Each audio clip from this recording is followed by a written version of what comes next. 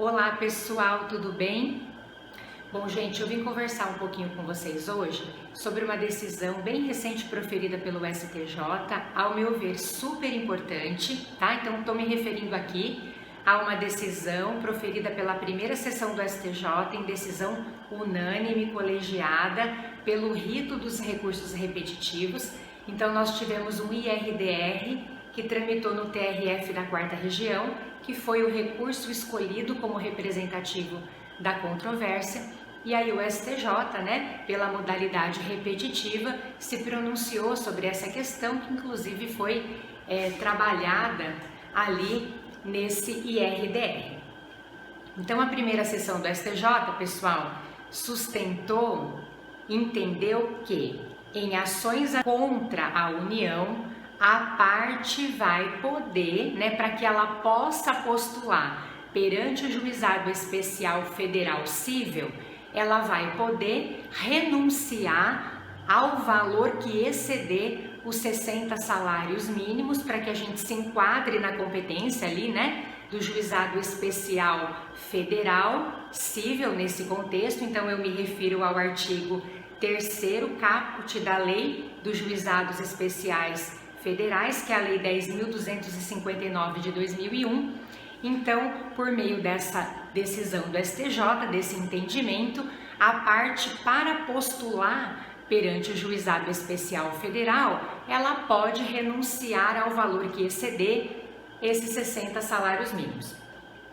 Então, gente, qual que seria a vantagem disso, Que vantagem ela obteria com relação a isso? Na verdade, ela iria escapar do recebimento desse valor que ela tem direito, ali eventualmente contra a União, pessoal, ela iria escapar de receber esse valor por meio de precatório, porque a nossa legislação estabelece que se o valor, devido à parte pela Fazenda Pública da União não exceder 60 salários mínimos, esse pagamento não se faz por precatório, ele se faz por requisição de pequeno valor, pela RPV, que é um procedimento muito mais simplificado, do que a questão dos nossos precatórios, muito mais rápido, enfim.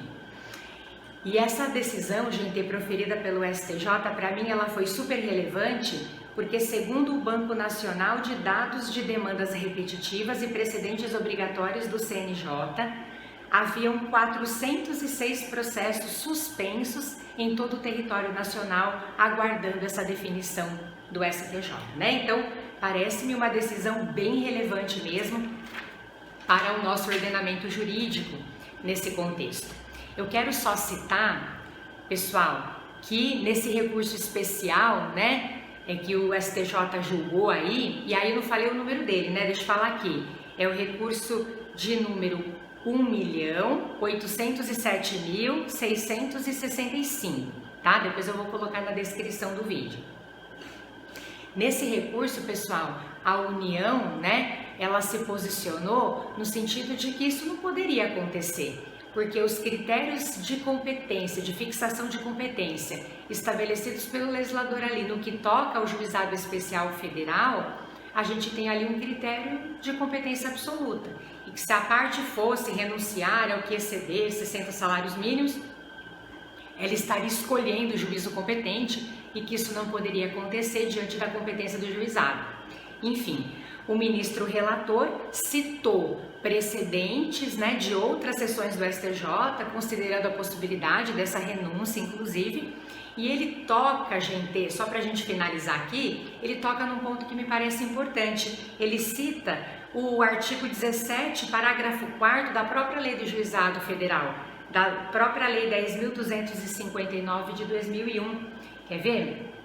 O parágrafo 4º ele fala o seguinte, se o valor da execução ultrapassar o estabelecido no parágrafo 1º, o pagamento far-se-á sempre por meio do precatório, sendo facultado à parte exequente a renúncia ao crédito do valor excedente, para que possa optar pelo pagamento do saldo sem o precatório da forma lá prevista.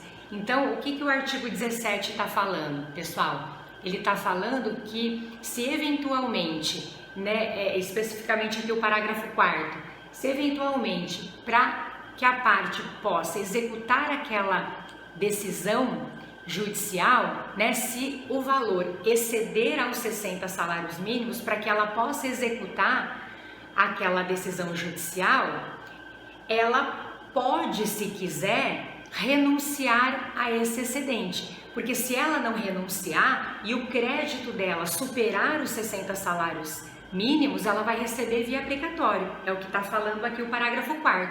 Mas ela tem a opção consagrada pela própria lei do juizado de que ela pode renunciar a esse excedente para poder receber por RPV, né?